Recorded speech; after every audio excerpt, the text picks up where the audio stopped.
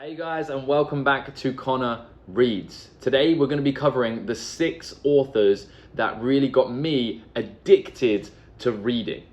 The reason we're going to cover this topic is because I was speaking to a friend of mine and we were talking about how when we picked up those books by those authors at that time in our life when we were kids or when we were younger, it really changed our entire lives because we built friendships and relationships and different ways of thinking through these books, and we would most likely be different people. But the most important thing is that these series got me addicted to reading, and I'd love to share them with you. So how I'm going to do it is I'm going to say the name of the author.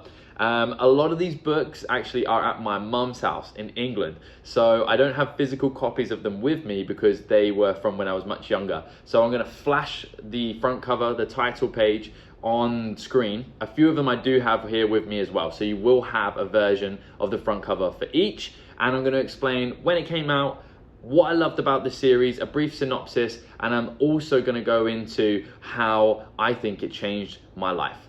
Let's get into it. The first one is one that I think is going to be on everybody's list, and the first fantasy book that got me sucked in and addicted to reading was J.K. Rowling's Harry Potter. Now, I was only, I think, 6 years old when I picked this book up. It came out in '97 and I'm born in '94, so it'd been out for a couple of years. And I'd read a bit before this book, but obviously nothing as beefy or as large as a Harry Potter book. So when I picked this up, this book genuinely changed my entire life. As we know, there's 7 different books, and there's a few reasons why I absolutely love this book. I'm not going to go into a huge summary because I guarantee all of you at least have seen a movie or know what it's about.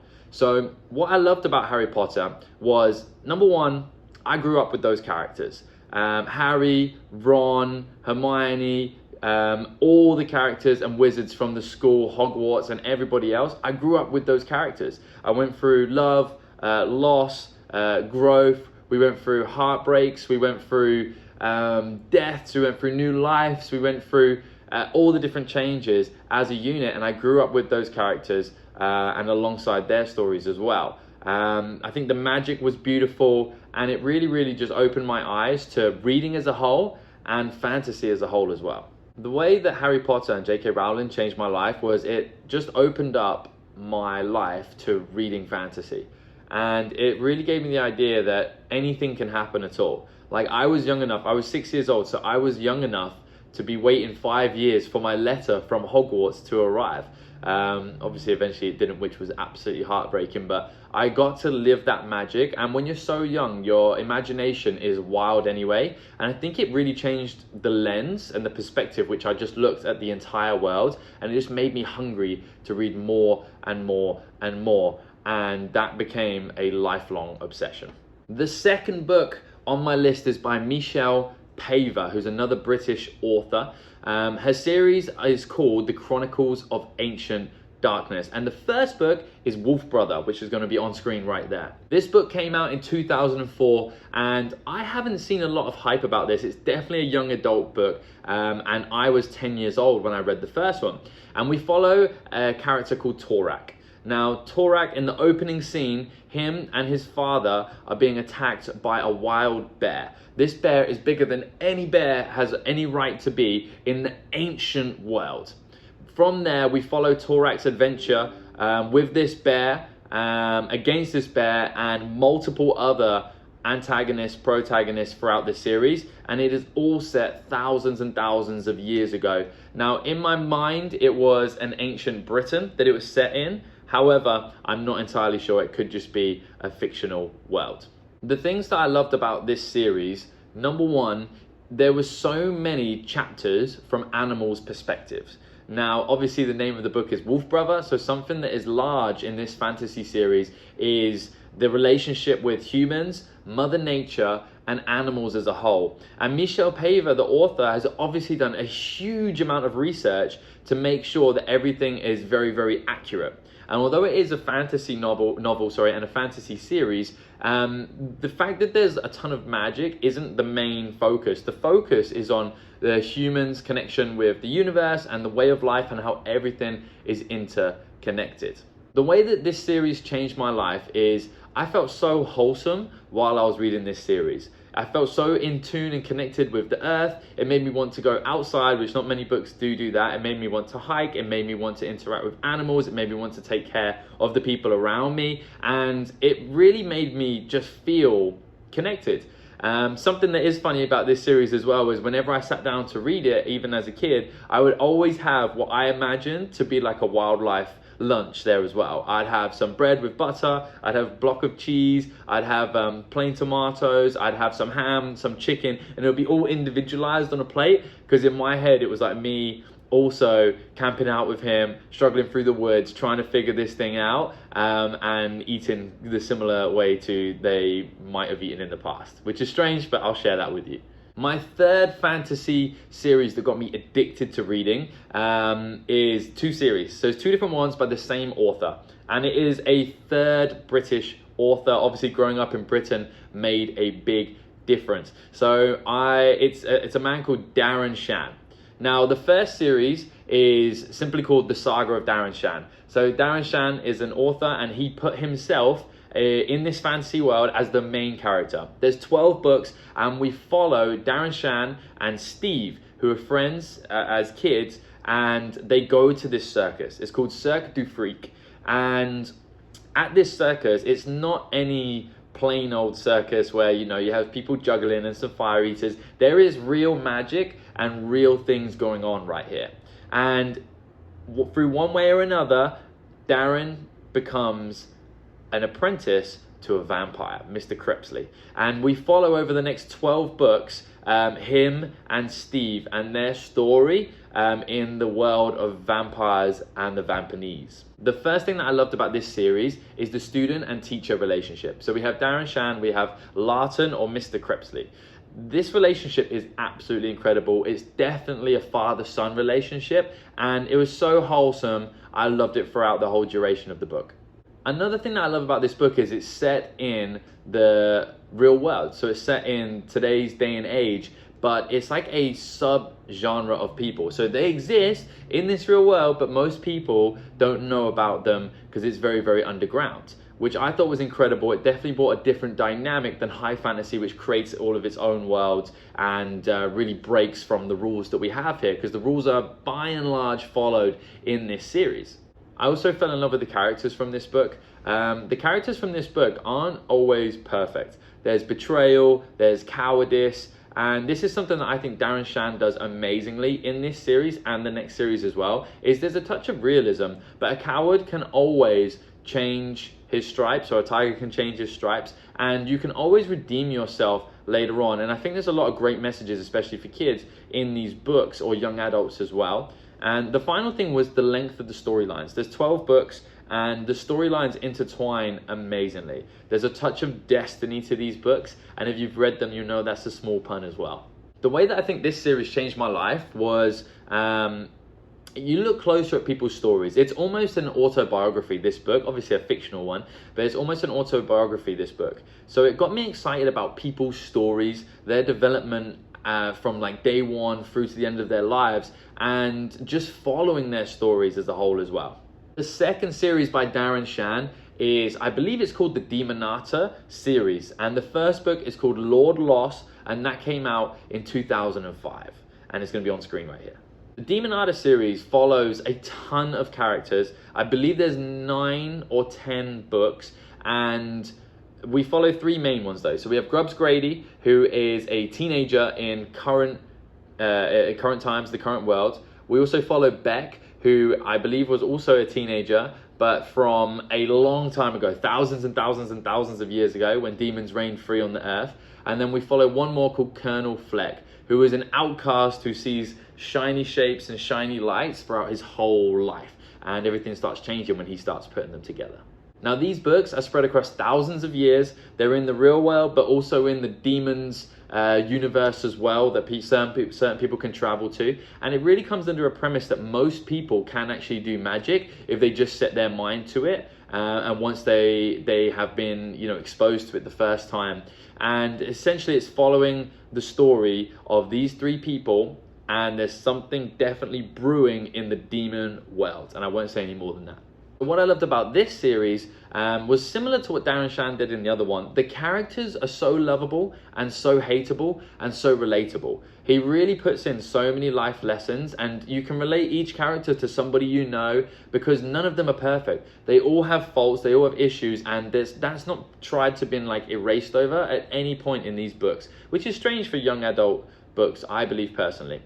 Now, I loved the fighting scenes. They were definitely a lot more graphic than anything I had read before. I loved the, essentially he wasn't scared to kill off characters. He was pretty brutal with how he did it as well, which was, again, a big change. And as a child, 2005, this first came out, I was 11, so I read them over the course of my teenage years. I definitely had some sleepless nights from reading these books deep into the night as well. So what I took from this series and how it changed my life was not to be scared of anything with a scary looking front cover. That was a big lesson for sure. But also the fact that, you know, people don't have to be perfect. If you are a coward, you can redeem yourself. You know, you play until the final whistle and you take life one day at a time. And that was like a really important lesson to learn from this series.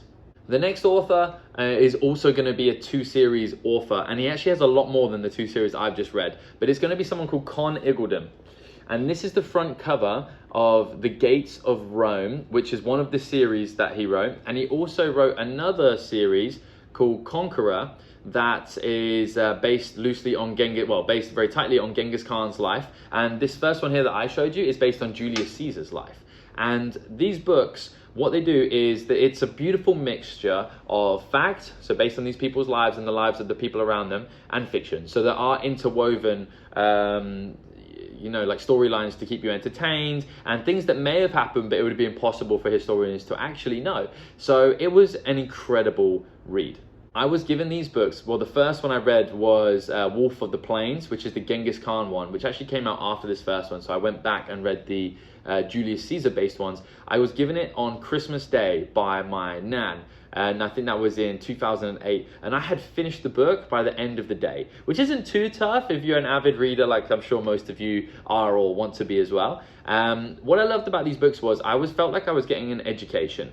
I was learning about all of these people previously, these great individuals like Genghis Khan, Julius Caesar, and it really gave me a wider knowledge of history, but also the world as well. And that was main reasons why I absolutely loved those books. The descriptiveness and the level of detail was unbelievable. It's clear that CONN IGGULDEN had done so much previous research and even visited these places, and it really came alive inside of my head. These books, the way they changed my life was it gave me a lifelong interest in history. To this day, I will happily sit and watch historical documentaries and learn about people of the past. It also inspired me a lot. Now, I do want to put a disclaimer. Not that I think Genghis Khan and Julius Caesar going and conquering and murdering and pillaging is amazing, but what inspired me was how much these people were able to achieve in periods of time where there was no real mass communication, in periods of time where life was very tough and very, very short as well. The level of self-belief, aggression, and just vision that and level of communication that these people must have had was incredible. And oftentimes when life is hard for me, I think back to what these people were able to overcome, and it really gives me a kick up the butt. Another thing I'd like to share with you is that these books were the first ones I would listen to an album whilst I was reading the books. I don't know why I did that. I just didn't do it on purpose, but I often do it now as well. And the album I listened to was Jay-Z and Kanye West's Watch the Throne. So whenever I hear a song from that album, I now get like flashbacks of scenes in these books, which is strange. I don't know if it's a huge benefit or anything like that, but I just thought I'd share that with you guys as well. The fifth author that really changed the game for me was Christopher Paolini. And of course he wrote the Inheritance Cycle, or the Aragon was the first book of that. Now, this book, first one came out in 2002, and I don't think I picked it up in 2002. I think I picked it up much later. I think the second one was already out and we were waiting for the third one, and that's when I first read Aragon. As a brief summary, if you haven't read it, Aragon is a farm boy. He finds a dragon egg, and it hatches for him. The only other dragon rider is the king, who's pretty brutal, King Galbatorix, so I'm not mistaken. And essentially his whole life changes. huge forces, huge armies, influential people. They all want to know that the Dragon Rider is going to represent them in the future, and Aragorn's life story gets turned upside down. I feel like this book was the first one that really got me excited about high fantasy and world building. This was the first one where they were super descriptive of the world that we were going into, and it was amazing. I loved the magic system. It was much more detailed than anything else I had read, and much less random than anything else I had read. There was a clear, logical explanation to the magic system. I loved the world that Christopher Paolini created. I loved the characters, the dragons, the Urgles, the shades, the dwarves, the just the magicness of everything. And I think it, like I said, it was the first one that really dragged me into a whole new world.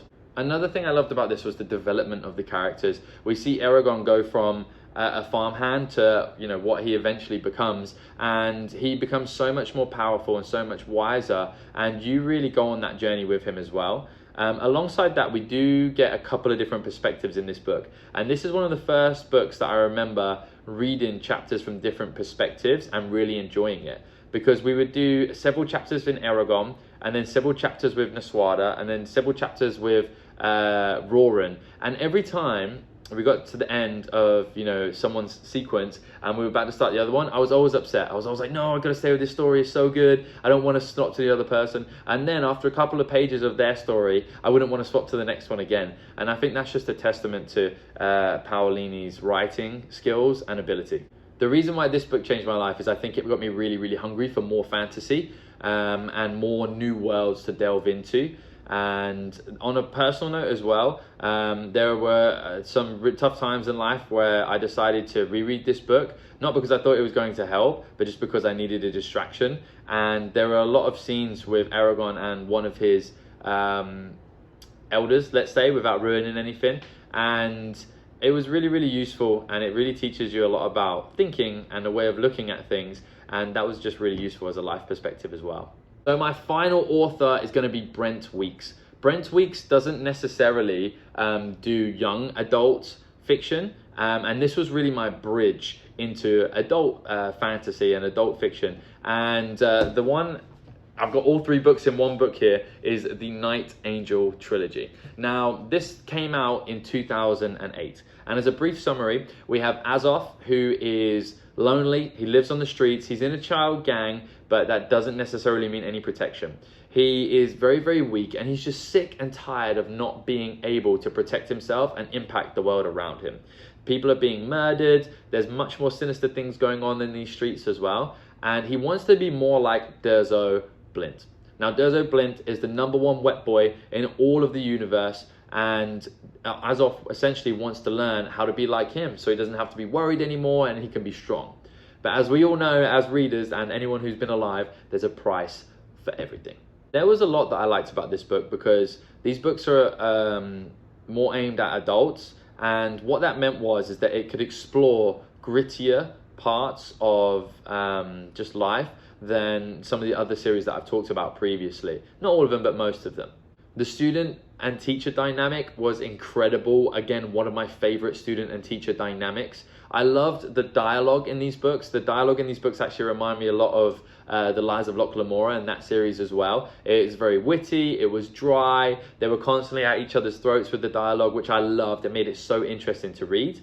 I also loved how this book tied together all the stories. There were a lot of perspectives in this book, and so many of the characters I loved and hated as well. There weren't many characters that I just thought, meh, I don't have any strong feelings towards.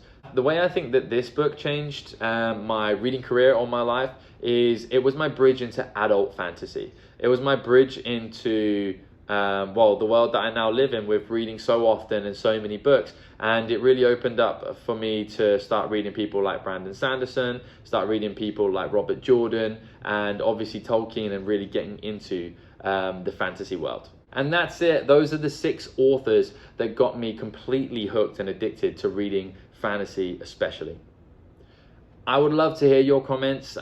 Did you read the same books as me growing up? When did you grow up? Were there different books on offer then? What are your favorites? What are your opinions? I'd love to hear it all. And the last thing I would say is that being readers, which I assume you are, it really gives you access to a whole different world, a world where you can be different people, different perspectives. You get very, very empathetic for people. And I'm just super, super grateful to be able to share, what changed my life for reading with you guys as well. However, the last thing I do want to say is I do think it's really, really important to open up and broaden your reading, because there were many years where I was scared to go and read new series because I enjoyed what I'd read so much. I thought it was safer, and I'd read so many series. I thought it was safer to go back and read the same series over and over and over again because I knew I already loved it and enjoyed it. But a second reawakening was deciding that I wasn't going to reread anything for a year or two, and I was only going to read new books, and that changed everything.